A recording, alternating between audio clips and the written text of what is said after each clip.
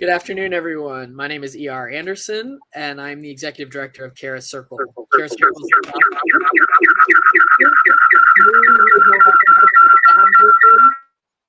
Okay, so double check, y'all, that there are no other Crowdcast tabs open in any other window. So we'll get that sorted out. I'm ER from Charis. Very happy to be here with all of you today. We are welcoming Rachel Afi Quinn in conversation with Erica Williams for a lunchtime discussion of Being La Dominicana, Race and Identity in the Visual Culture of Santo Domingo. And first, I'll introduce Dr. Erica Lorraine Williams, who is an associate professor of anthropology at Spelman College. She earned her PhD and MA in cultural anthropology from Stanford University and her BA in anthropology and Africana studies from New York University. Her first book, Sex Tourism in Bahia, Ambiguous Entanglements, won the National Women's Studies Association, University of Illinois Press First Book Prize. She also co-edited The Second Generation of African American Pioneers in Anthropology, and has published peer-reviewed journals in Feminist Anthropology, Transforming Anthropology, Feminist Studies, Gender, Place, and Culture, and several book chapters in edited volumes. She is currently working on 2 book manuscripts. The first is Fighting for a Good Life, Black Feminist Activism in Bahia, and the second is Take Flight, a Black Feminist Autoethnographic Travel Memoir. She's the book and film review editor for Transforming Anthropology, the journal of the Association of Black Anthropologists, and she serves on the governing council of the National Women's Studies Association. She is winner of the Vulcan Teaching Excellence Award and teaches courses on gender and sexuality, race and identity in Latin America, globalization, and feminist ethnography. So welcome, welcome, welcome, Dr. Williams. We're glad to have you here. And we are joined by the person of the hour, Dr. Rachel Afi Quinn, who is an associate professor in the Department of Comparative Cultural Studies, the Women's Gender and Sexuality Studies program at the University of Houston. She earned her PhD in American Culture from the University of Michigan in 2012. Her writing has been published in Small Acts, The Black Scholar, Meridians, Latin American and Latinx Visual Culture, Sinister Wisdom, and Burlington Contemporary. Her first book is the book that we are celebrating today, Being La Dominicana, Race and Gender in the Visual Culture of Santo Domingo. And Dr. Quinn was also part of a filmmaking team that produced the documentary Cimarron Spirit about contemporary Afro-Dominican identities. And she initiated the Digital Humanities Project working group, Black Migration Houston. In 2017, she co-founded the feminist collective South Asian Youth in Houston Unite to provide mentorship and social justice summer institute for South Asian young people in Houston. Dr. Quinn was born and raised in Durham, North Carolina. She is passionate about Black art and film and teaches courses at UH on Black girlhood, feminist theory, and globalization.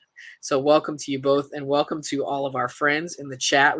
I see Dr. Susanna Morris, who of course is longtime friends, and the board chair of Charis Circle. So it's Old Home Week. So glad to have everybody with you. If you would like to ask a question of either of our conversation partners today, you may do so by clicking the Ask a Question tab, or you can put it in the chat and I'll move it over. And at the very end, I'll pop back on and help facilitate the question and answer. So I'm going to get out of the way. Thank you all both so much for being here. And thanks to everybody for bringing their lunch to hang out with us. Thank you. Thanks, ER. It's really a treat to be here. My Atlanta folk. Yes. Shout out. Yeah, and I forgot that we're both from North Carolina. So you're from Durham, I'm from Fayetteville. I forgot that too. We have a lot of overlapping interests. So I really appreciate your coming to chat with me today. I'm sure, a lot of threads are going to turn up. And it's the beginning. Thank you so much for inviting me.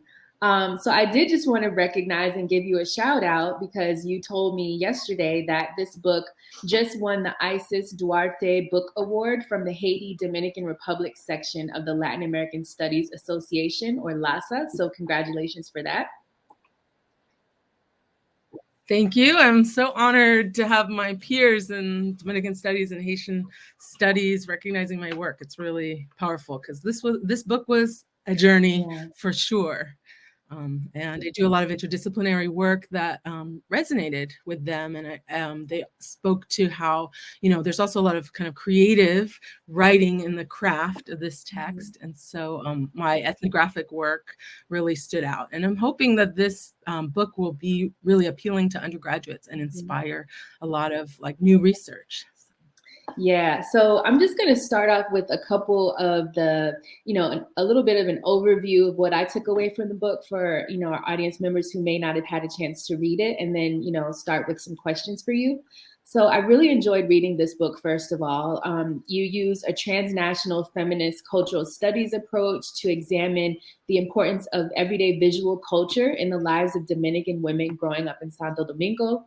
You analyze so many different things. You look at social media images, Dominican theater productions, Dominican music videos and films. You look at how Dominican women are characterized in advertising, murals, billboards. You engage the fields of critical mixed race studies and visual cultural studies.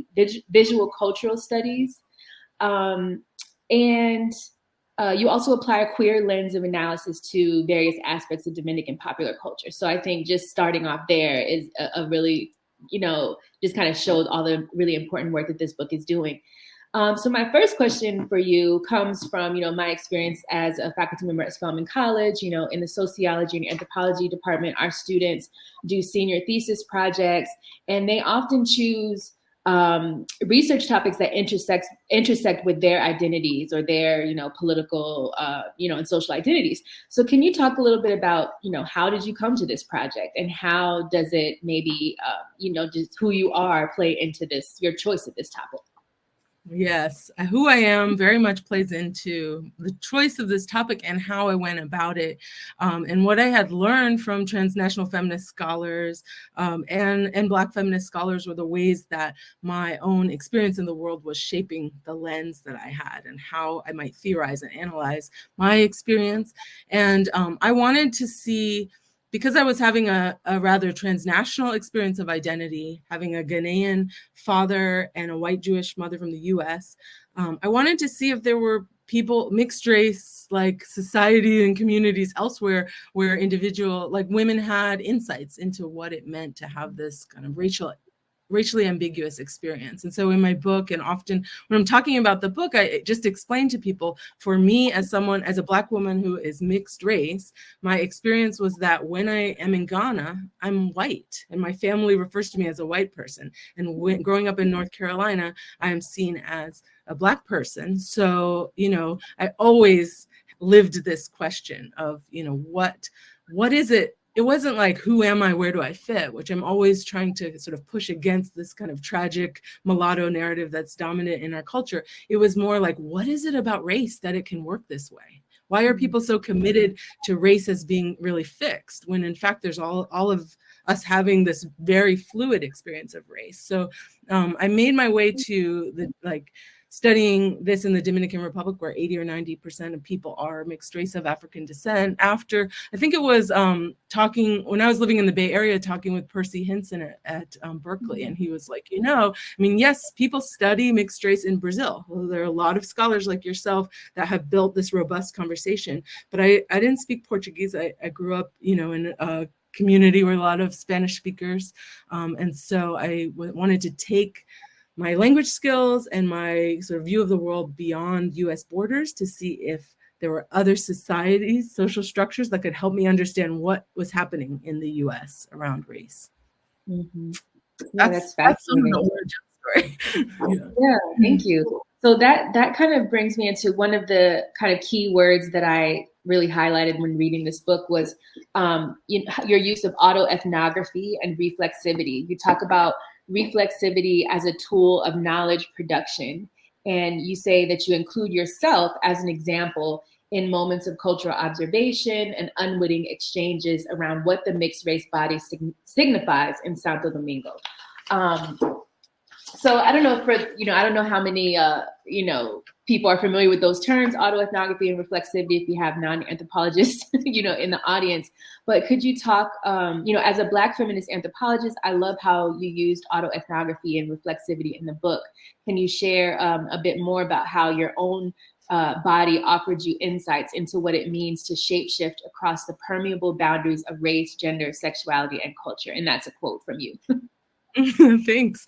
Yes, and I will say, I keep reminding people I'm not an anthropologist. I'm an interdisciplinary scholar with a background in American studies who draws on these tools. In my training at University of Michigan, I had the opportunity to study with Ruth Behar, who was, did such great work in sort of exploding ways that we do anthropology and tell stories. And now I'm, directing our master's program in anthropology at University of Houston and really trying to help students think about public scholarship.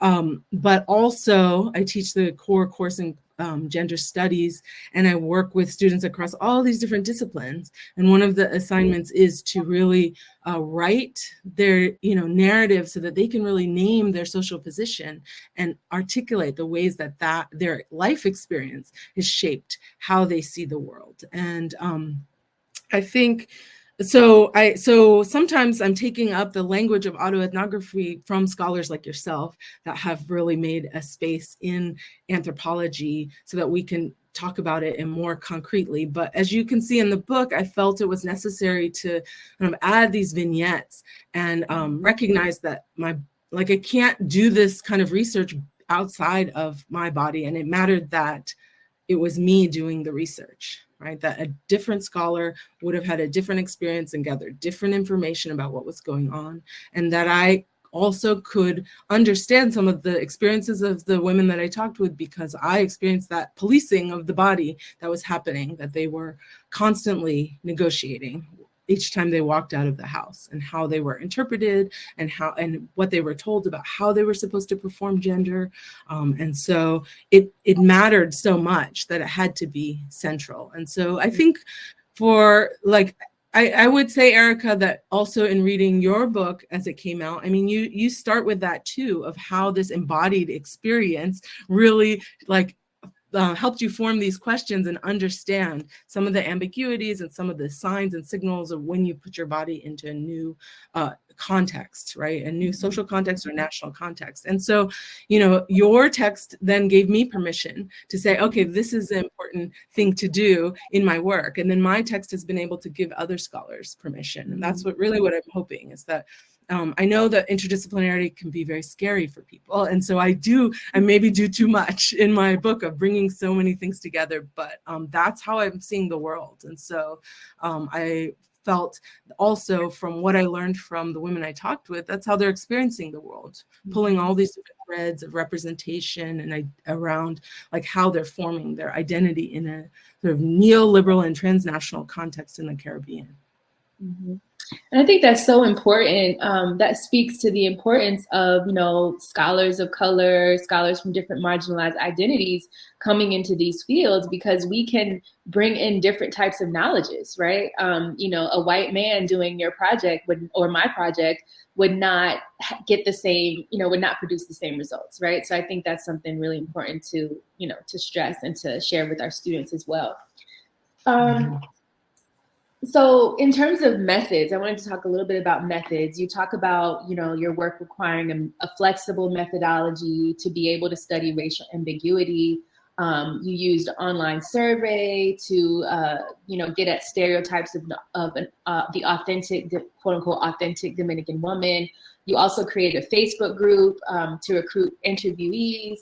You interviewed around 30 Dominican women between ages 18 and 38 in 2010 and 2011, and then 10 more in 2016. And you also did photo solicitation of 4 Dominican celebrities, Zoe Saldana, Martha Heredia, Rita Indiana, and Michelle Rodriguez. So my question is, if you were to do this project again in 2022, given how things have changed and, since 2010 or since 2016, are there different methods you would use, or are there other Dominican celebrities you would use for the photo elicitation, or different visual sources that you would analyze? How would this change moving forward? That is probably the hardest question, because I've been away from the context. So I'll go back to the Dominican Republic this summer, hopefully, but I've been away for a few years. And so what early on in the first years of this project, I was able to stay very plugged in with what was popular on the ground through Facebook. But of course, people move off of digital platforms to other platforms. So I don't have my finger on the pulse of what young people are engaged with today. So some of it I can encounter on Instagram, but so I couldn't tell you specifically, and there's folks in the chat here who probably say, who they'd like to see written about and what's popular in the DR right now. And I feel like, I had this particular moment beginning in 2010, which was really interesting about like the intersection of social media, the rise of the wonderful work of Rita and Diana Hernandez, and also Zoe Saldana her image was everywhere. But I was able to go to Santo Domingo, live in that context, and see that these were like key representations of importance to Dominican women at that moment. So one of the like noticeable visual shifts is that natural hair has really taken off. I kind of mention it in my book because I was there at a moment where there were some young entrepreneurs really wrestling with how to push forward a movement.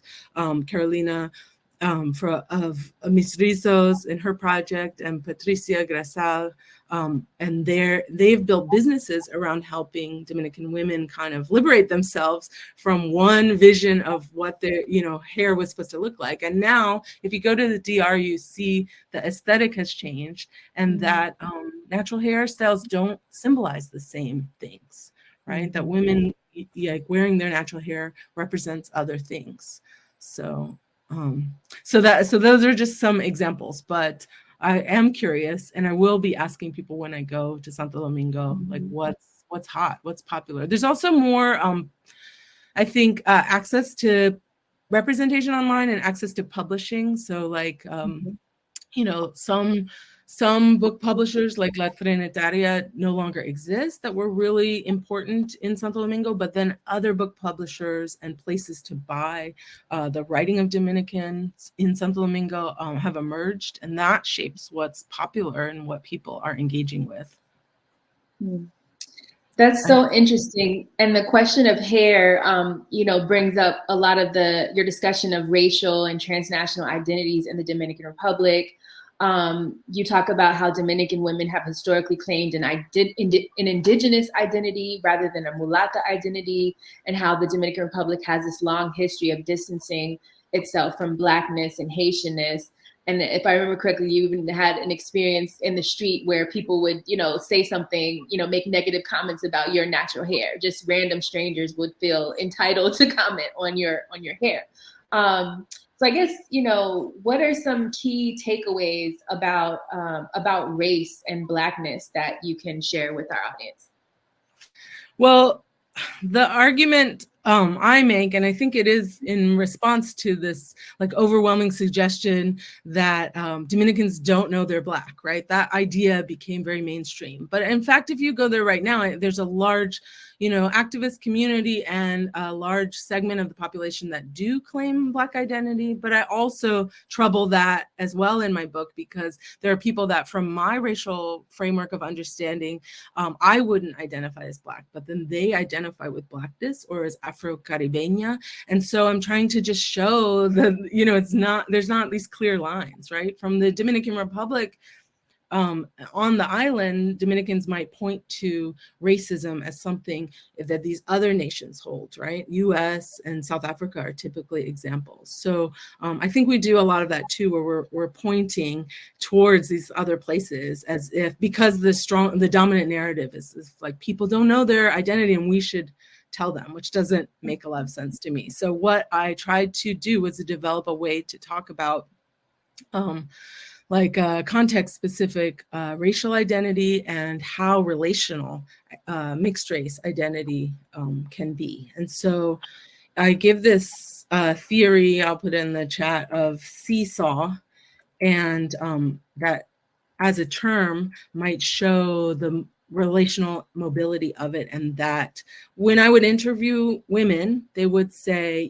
this person is lighter than you, they'd point at my skin, but darker than me, or something like that, right? Because they were always kind of negotiating these references. But then you also are drawing on narratives that you have about someone's identity when you're looking. And so I'm trying to get people to see that, if you're looking at someone who you see as racially ambiguous, then the information you already have about their identity or markers on how they're performing their identity is going to inform how you see them and racialize them. But I suggest that you can't just say, well, Dominicans don't know they're Black, if Black is a social construction and there's no social movement around Blackness until quite recently, right? Mm-hmm. That would have informed that. And so kind of as a researcher, I was taught to connect in communities and be in conversation with communities and learn from them about how they're understanding themselves, not just apply my framework. I could test out ideas I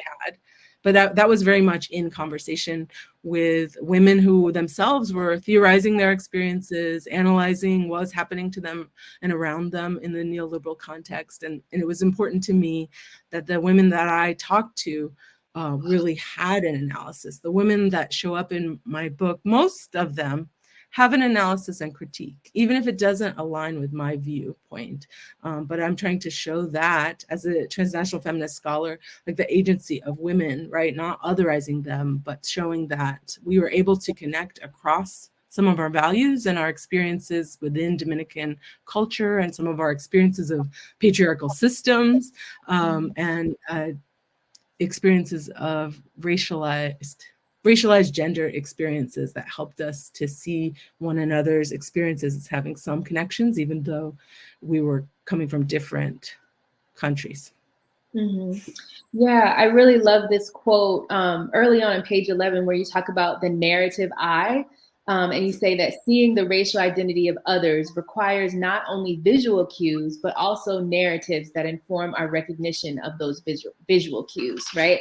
And I think in looking at some of your discussions of your interviewees, particularly the ones that, you say about Genesis, for instance, you say you struggled to see her racial identity in the terms in which she understood it, and this felt a bit awkward, right? So I really appreciated your kind of transparency in those moments, because it highlights this narrative I and what it means to cross borders and to understand race across borders. But I also think in a larger context, it kind of troubles these assumptions that we have about race in Latin America, that just like you say, people often say Dominicans don't know they're Black. People also say, okay, in the US, race is more about genetics. It's about ancestry, right? So it's not necessarily about how you look. You can look any kind of way. It's more about one drop rule.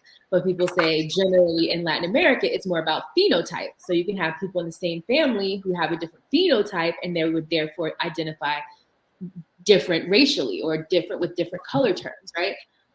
But you interview some people who challenge that idea, because phenotypically they look white, but they're claiming Blackness because of ancestry and also because of politics. So I think you also highlight how Blackness has become or can be a political identification as well. I don't know, there's not a question there, but it's just something interesting. I think over all these interviews, one thing that I ended up at was I could see the insights that women, especially women who grew up as the darkest person in their family, or the Black sheep maybe, but the Black child, and that might be because their hair was kinkier than their siblings, or their skin was just more brown, but then they understood themselves and were treated as different. And so it offered them a lot of different viewpoints on the world. And so in the interviews I conducted with those folks, like Michelle Ricardo, for example, were really fruitful in helping me see that there is this epistemic knowledge that they gained, right? And that they weren't ever able to conform, and they were always otherized. But that's also true with folks like Patricia, when she goes abroad and ends up living in Germany, but she's racialized very differently in that context, and that in her 20s or 18 to 20 when she's off to college, and that shaped how she understood her identity. And then when she come back to the DR, she had certain privileges that she looked very different. So there's that piece of epistemic knowledge, right? Bodily experience, but that shifts. And so I did find that thing that I had experienced myself that many Dominican women had experienced because it's a small country and they're traveling. Of this class of women that I was talking with, they were having a lot of opportunities to come and go. And that's continued over the years. So I keep in touch with some of these folks, and they're still moving back and forth to the island. It's sort of part of being Dominican for them at this moment. And so there's lots of questions about how you shape your identity across cultures. Yeah, that you talk a lot about the transnational and how the transnational is so inherently a part of life for young people in Santo Domingo that it seems hardly to require, comment. It just kind of goes unnoticed. Can you just talk a little bit more about that, maybe for people who aren't as familiar with the DR? How is it unique that the transnational is such a big part of their lives, relative to other countries? Yeah, I don't think it's unique, but I do think when you live on a small island, like that's how you broaden your world, right? And because of technology, so this project's, I first went to the DR in 2006, and heard that timer, but I don't know where it's from. I first went to the DR in 2006, and then I was living there in 2010, as you mentioned. And so that was just like a technological shift where people were on Blackberries and on Facebook. And so like lives became very transnational because of the constant and immediate communication with family, with friends, and plugging into popular culture. And even if you think about like film production, which has increased quite a bit in the Dominican Republic, and I was able to write about Dominican filmmakers, but that, that was still pretty early in the trajectory. So if people wanted to look at film, then they were looking at television, they were looking at it from abroad. And that was the era of mega uploads where there was a lot of bootleg internet circulation of media, and just a way that I try to capture in the text that people are always already, as we say, like plugged in to influences well beyond something Dominican and like something that is like seen as quote unquote authentically Dominican, right? That like we had this in our imagination, maybe from the US, we had this idea of this very bounded society. And I do think like also Dominicans who have left the DR and then don't have the opportunities to go back, they do participate in that thing of thinking about the Dominican Republic as fixed in time, right? And so, or they sometimes came from more rural communities that aren't as, now they're very internet connected, but at that time, so they weren't seeing that shift happening as quickly, but I was able to see it when I got to Santo Domingo, and I could see like the IKEA open up and the Krispy Kreme donuts, and people were going to malls and participating in, advanced capitalism in a very particular way. And so for me, that is what I saw as the transnational. And my question was really like, how does this shape your identity, right? If you live somewhere and you have all this other imported influences that you're claiming, and that I could live in a totally different part of the world and have shared musical taste with my friends and things like that. Mm-hmm. Yeah, I thought that was fascinating. You also talk about how Facebook, became this tool for connecting people across diaspora and when they travel and things like that. And, Michelle, for example, studied in Mexico, and she also lived in Texas in high school and, had this experience where people in Texas didn't think she was Latina because she wasn't Mexican. So they considered her Black there, even though in DR, when she came back to the DR, they said she looked like a gringa. She was fair skinned, but she has this thick Black curly hair, which made her the Black one in the family. There was another Robelitza Perez you mentioned, who was an actress who had lived in Europe for 9 months, and she had so many horrible racist experiences there, being seen as a sex worker, and to the point that she didn't have any interest in living abroad again. I guess one question. Well, okay, I'll move on to this next thing. The Maleducadas production of Lorca's play Bernarda Alba. You talked about this production by an all-female Dominican theater troupe in June 2013, and then also the images that were captured online. I thought that was a really, fascinating kind of case study or analysis. Can you talk a little bit about that for our audience? Yeah, thanks for the question.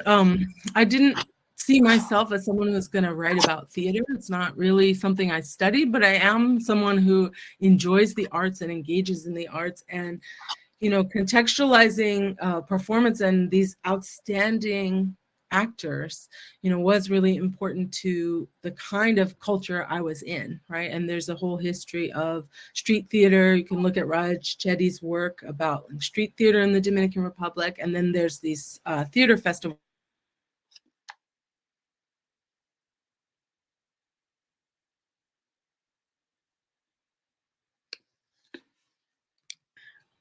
I think we lost Rachel for just a second. I think, yes. I think Rachel's internet may have just dropped out a tiny bit. Oh, no. Let's see. Well, Erica, oh, wait, I see. Rachel, we can see you now. Okay. Yeah, I didn't see Erica disappear, but here I am. Oh, we're still a bit choppy. It's choppy. Okay, now you're back. Okay, sorry about that. Okay. So what I wanted to tell you was that it's, in some part, getting to talk with Isabel Spencer, who's a spectacular director and directed that piece, led me to then seeing what are the cultural productions that Dominican women are, presenting, and how are they, where are they drawing this incredible training in theater from?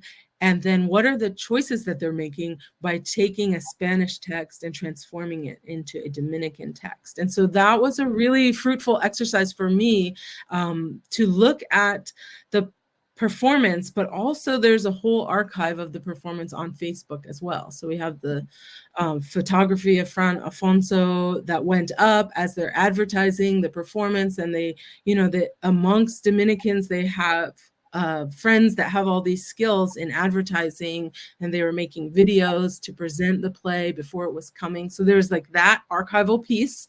And then the play itself, where, I had never delved deeply into the surrealist work of Federico Garcia Lorca, but it really fit this context. What I was interested in and why I decided to write about it was I could see that in watching the play, when you put in brown bodies into a text that had been white Spanish bodies, you're telling a different story. Like the viewer, the Dominican viewer, could connect with the story, but would see the impetus and the narrative slightly differently. If you have Bernarda Alba, who is this iron-fisted matriarch, she's actually a dark-skinned actress in the production, and so what was at stake for her as a darker-skinned Dominican was different than if it had been a light-skinned Spanish woman. But also, in exploring that play, I was able to see that Federico Garcia Lorca had been thinking about the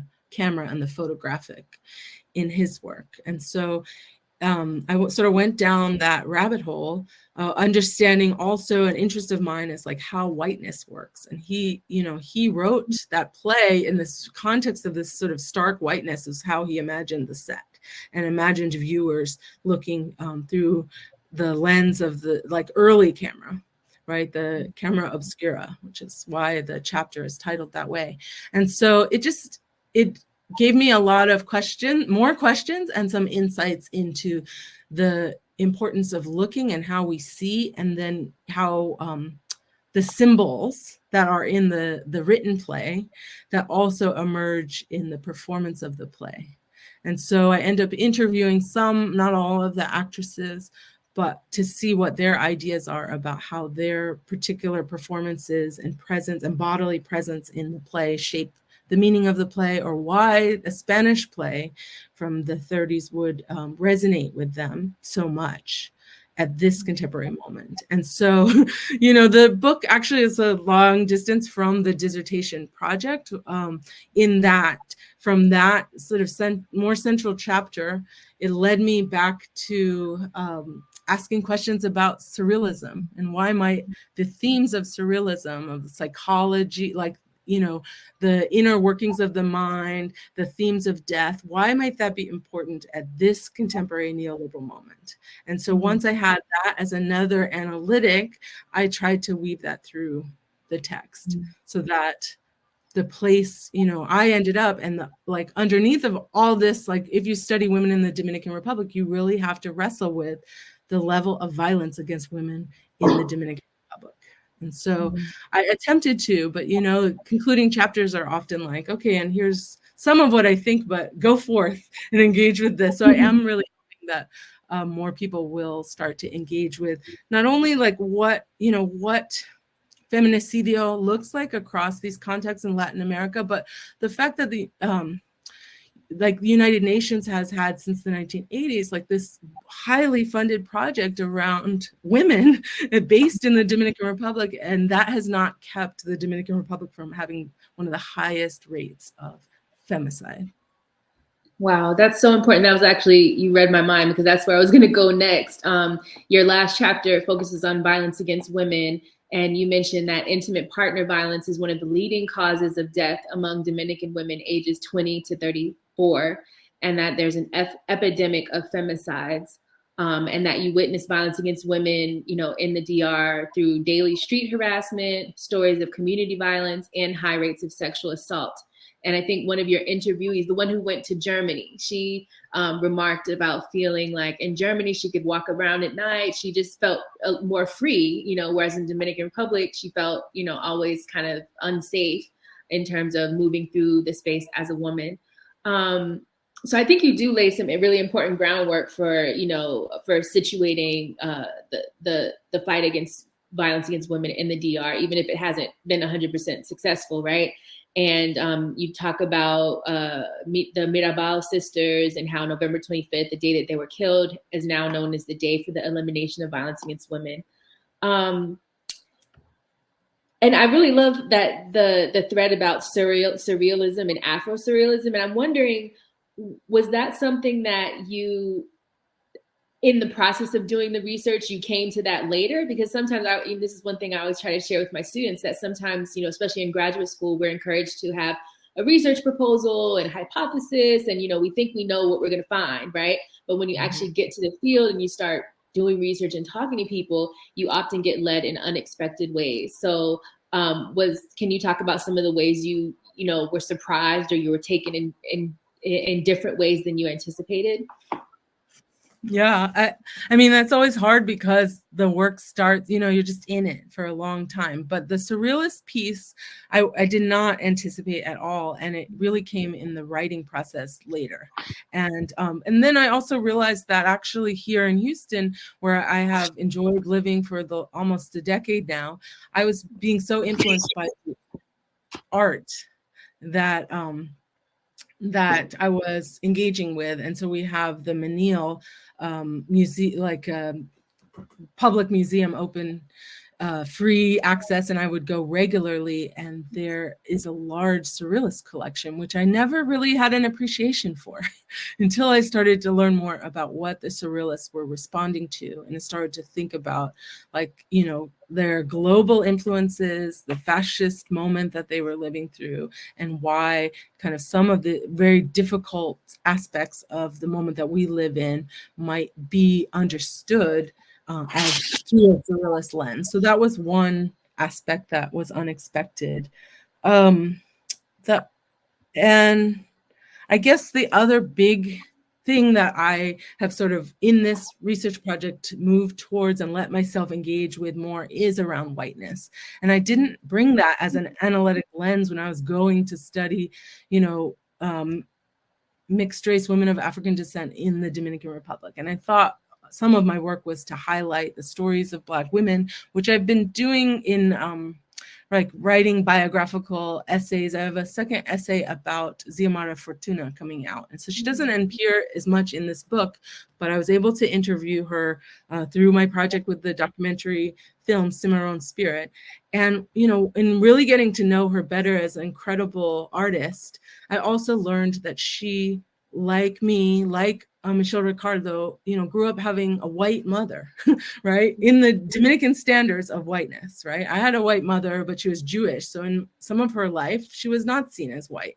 But I grew up in a context and a moment in which she was white in contrast to my Blackness. And this is true about Xiomara Fortuna as well. And so I was learning about like how we experience whiteness, what our relationships to that are.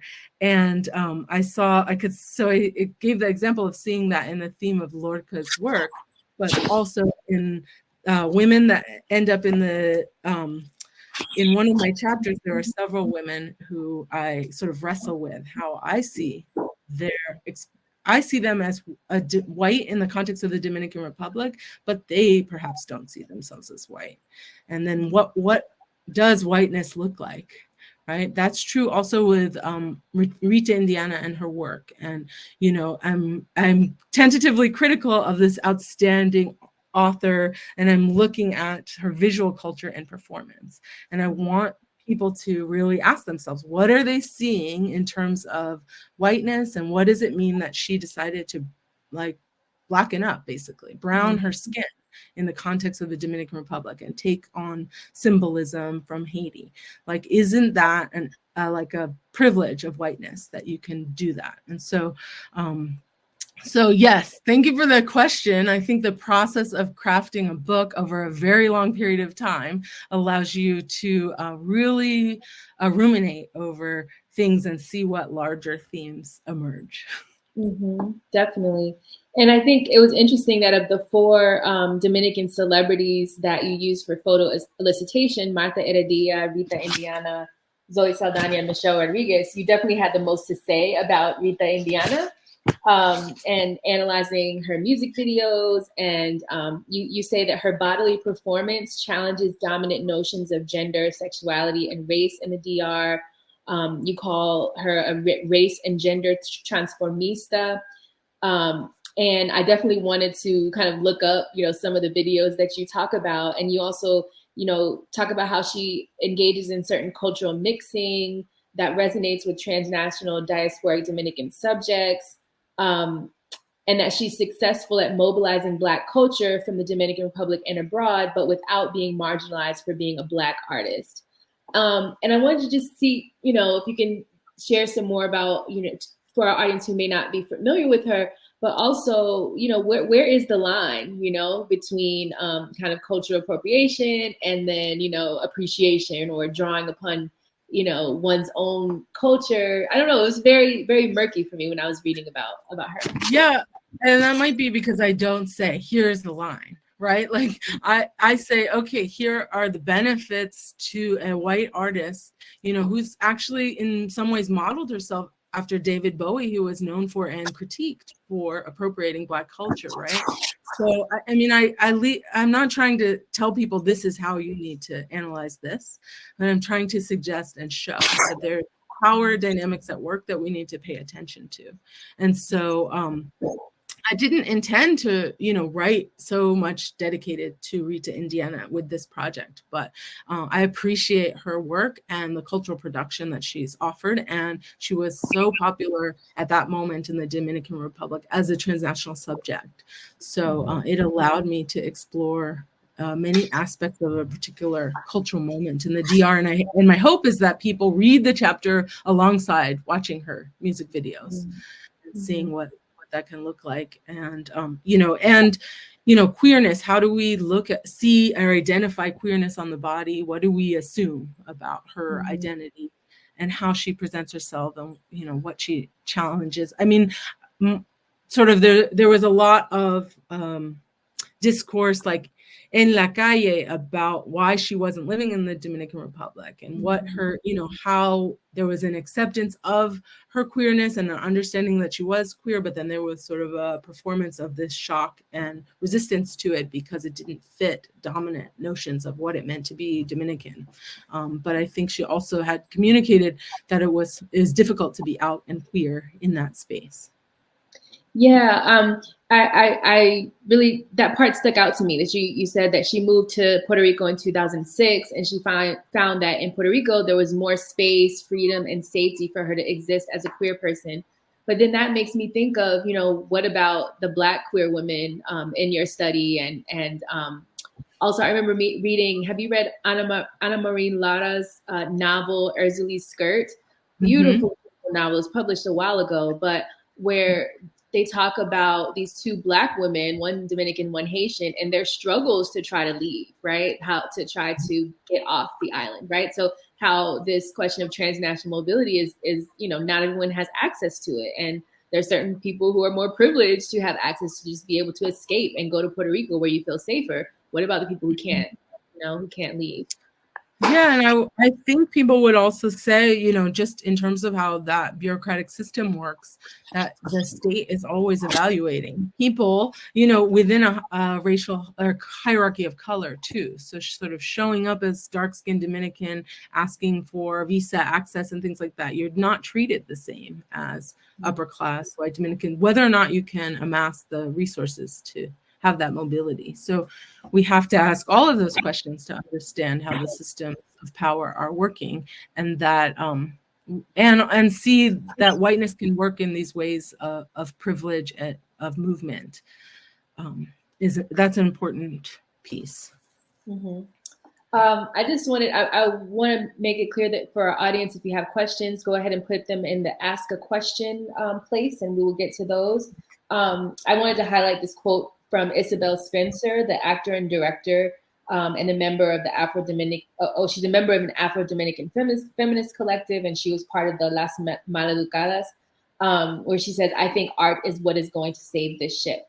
I wonder, could you elaborate on that a little bit? I mean, do you think that applies, beyond the Dominican Republic and in general in our society? Is art what's going to save the ship?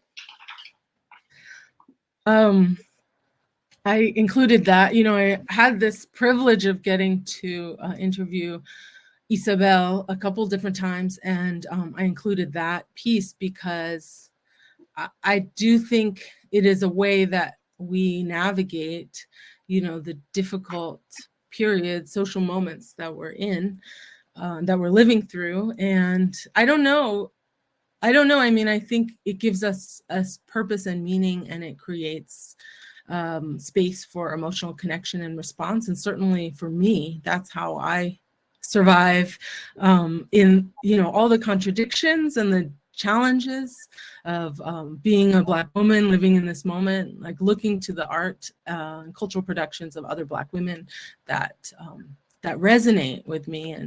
And so, yeah, perhaps, I don't know that we can save us all with that, but I think the engagement with and the attention to art and visual culture is really important. And I think with this project, I also really am calling people to engage further with visual culture. When we write about places and communities and do ethnography, we need to articulate the ways that people are increasingly steeped in visual representations that have meaning to them, and they're using the visual to communicate. I try to offer some historical context too for a much longer trend of Dominicans using visual culture to communicate political ideas, and that the online realm is sort of just the next level of that.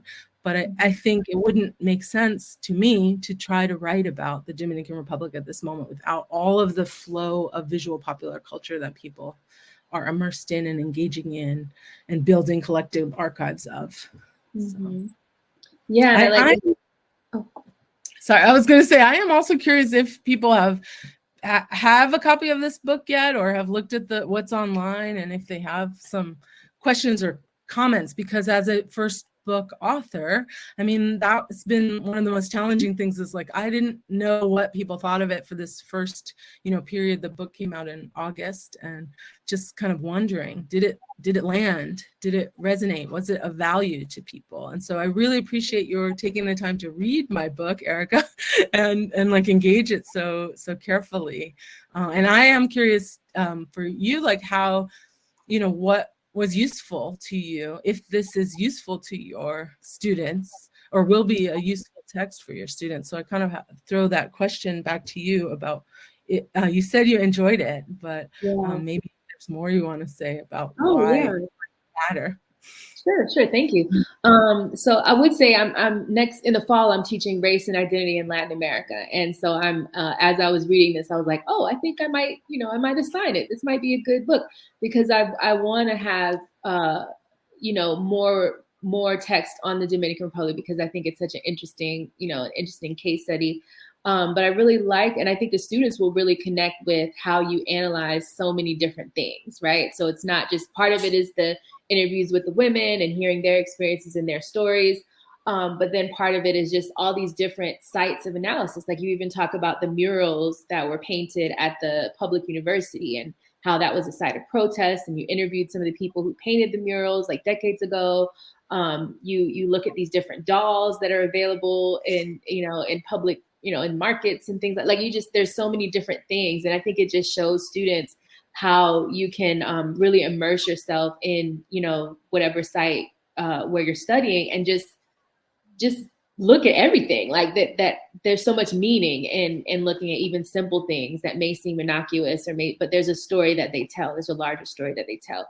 So I really appreciated all the analysis of the different sites, of the videos, of the films, of the theater group, Facebook too. I thought that was a really important thing because more and more we're seeing how social media can be taken up in research, whether through kind of big data type things or, just content analysis or so I think in terms of methodology and interdisciplinarity, it really, can teach students a lot, and it's accessible. I think it's I think I read it in less than a week. It's very, it's an easy read. It's, engaging, and I think you also highlight just so many important issues about that are important to know about what's happening in the world, what's happening in other countries. So for instance, in the last chapter, you mentioned two stories of, two cases of violence against women. One was Rosaura Almonte Hernandez, who died in August of 2012 due to complications from leukemia. She was denied treatment by her doctors because she was 3 weeks pregnant when she was admitted to the hospital. So basically, because of abortion laws, they saw that, the embryo's right to life was greater than her own right to life. So, but this is something that's extremely relevant as we see more restrictive abortion laws being passed in this country. There was also the case of the murder of pregnant teen Emily Peguero Polanco. She was kind of a poor working class woman. Her boyfriend was, more wealthy. He ended up killing her, packing her in a suitcase and throwing her away in the dump. And then his mother, who was an elected official, covered up for him. And so then that, became a big, thing on social media. But yeah, I just think that things you just highlight so many important issues that are relevant to students in the United States to just know what's happening in another part of the world. Mm-hmm. Thank you. Thank you for that close reading. Yeah, I mean, I tried hard to make it an accessible text that would compel people to read. And also I think as a scholar, a lot of my theorizing as a Black feminist scholar has been shaped by Black women's writing. And so for me, that was an entry point to understand the experiences and identities of Black women. And so I think that shaped how I try to craft a text like this. But I want readers just to think about what's at stake around identity and the devaluing of Dominican women's lives because of what we believe about them and how they're being represented in the media. And so I think there's a lot at stake in that. I don't know if, shifting, like you're saying, is art going to save this ship? Is shifting cultural representations, is it possible to change how Black women are perceived, how Black women's bodies are thought of in these contexts? Perhaps, but we do have to respond. And I think I've shown a lot of examples of response that are happening. Yeah, definitely. I do see we have a question in the chat, or whatever this is called, questions and answers, from Dr. Judith Gill. How do you center your identity as a non-Dominican woman in relation to the work with Dominican women? Biases, assumptions. Yeah, thank you for that question. I think it's a really important question to constantly be asking, and to see myself in conversation with women who want to be represented in this narrative. So it's like, you know, having the conversation, then asking permission, ongoing, and maintaining the relationships with the folks that I am writing about and representing. And so because I don't take it lightly that I'm not Dominican, and yet I'm telling this story about Dominicans. So in the text, I try very hard to, you know, present people's voices. They're through my translation as well. And so, and I understand the text as part of my academic career. So there's some ways that I benefit, right, from telling someone else's story. But I engaged in this process of writing with other activists who have shared ideals. And so we had this understanding, and we had this communication, and developed relationships with some of the key people in this project who are identified by their actual names. And then there's some interviews where I've changed the names, and folks, you know, gave me permission as a researcher to use their words, but they're not named in the text with their actual names. And so I sort of, at this point, see it as this ongoing wrestling that I'm responsible for doing, right? And continuing to be in conversation, bring back copies of the book to Santo Domingo, to give those copies to folks I've written about, and, you know, remain open to critique as well. And see, at this point, the book is only available in English, so I'm hoping that in my visit, I'll be able to figure out, as scholars are now figuring out, easier ways to get a translation available so that folks can see how they'll be represented in Spanish. And that's an interesting process too, because I've done this work of translating it away from the original Dominican Spanish, which is quite unique, and then it would be translated back. And I, you know, amongst my friends there, we've talked about some of the poor translations of things that we have seen as they're reading popular texts that cross all these lines. So it's a process. I encourage people to engage in that way if you're writing about communities that are not your own. I mean, first you question, is this necessary? But there's some ways that, and you see in the text, people wanted to talk to me because they did feel that I understood something about their experience, and that we could find these commonalities about transnational relationships, like our family abroad, and then our connection to Santo Domingo. And so so it's not clear cut, but that's been how I've approached it. And I think it makes for an important conversation in the classroom with students about what the long tradition has been of writing about communities that are not our own. And then there's also the challenges of being asked to always write about our own communities. So that's the other side of it. Yeah, that's a good point. I think in the book, maybe in the intro or the early chapters, you talk about, you situate yourself as a Black transnational feminist scholar. And I think what you're highlighting is how that politics kind of plays into, you know, how we do research, you know, the kind of ethics and the, you know, obligations and reciprocity, and, you know, the types of exchanges we have with our interlocutors, and how we try to disrupt power dynamics and things like that. So I think that's really good. I know we're almost out of time. I'm not sure. We're out of time because we want to invite ER back. We had such a robust conversation. Yeah, this is great. We do have one more question, which I think we do have time to answer, just because I think it's a good question. So can you say more from your perspective about how the movement back and forth between the DR and the US has shaped ideas around race and Blackness?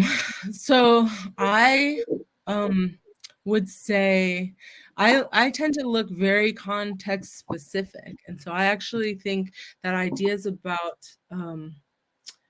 Blackness, like if you look at among Dominicans in New York that came from a particular era, they're going to have particular ideas about who Black people are, how they relate to that. And then you have a wave that went to Boston. There's a whole other racial hierarchy, like in terms of, you know, how people engage and how their cities are segregated. And so those are uniquely constructed ideas about race. And then I think the examples that I give are of folks that moving back and forth, and like you can see their shifting racial awareness and racial identity. They come to the US, for example, and then they bring that back and they struggle to then kind of fall into the dominant beliefs and racial hierarchy that exists. So they sort of become outliers in some ways because they have this knowledge of the world beyond the island, and also how their bodily experience is constantly informed. So like Robelitza that you gave as an example, Erica, was so wonderful to interview in her experience because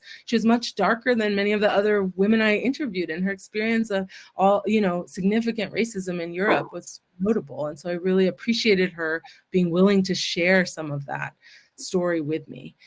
So I would say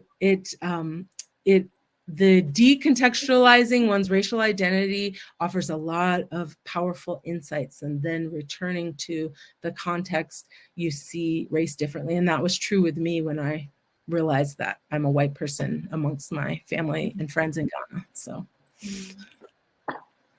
thank you so much. So we really appreciate everyone's engagement and good questions, and being hype and excited in the chat. It's always fun to get to have folks participate. So we want to encourage you, if you do not yet own a copy of La Dominicana, to click this teal button at the bottom center of the screen. That will take you directly to the page on Charis's website where you can buy that book. I've also put Dr. Williams' books in the chat so you can learn more about those. But thank you all both so much for being here, and thanks to everybody for joining us for this lunchtime event. We think it's a good thing to have things at various times of day. So if you enjoyed this, you'll be getting a follow-up email with links to the books and a survey. And so let us know if you like doing lunchtime events. We want to keep doing more because we think it maybe meets a different audience. So, but Rachel, congratulations on this book. I'm so glad that it's out in the world. Erica, thank you so much for being with us. And hopefully, eventually we'll get to host you back in Atlanta again, Rachel, in real life. Yeah, I look forward to it. Thanks everyone for being here. Thanks, Erica, for being such an excellent, close reader of my work. It's really a treat. Thank you. It was a pleasure. Take care, y'all. Thanks. Bye.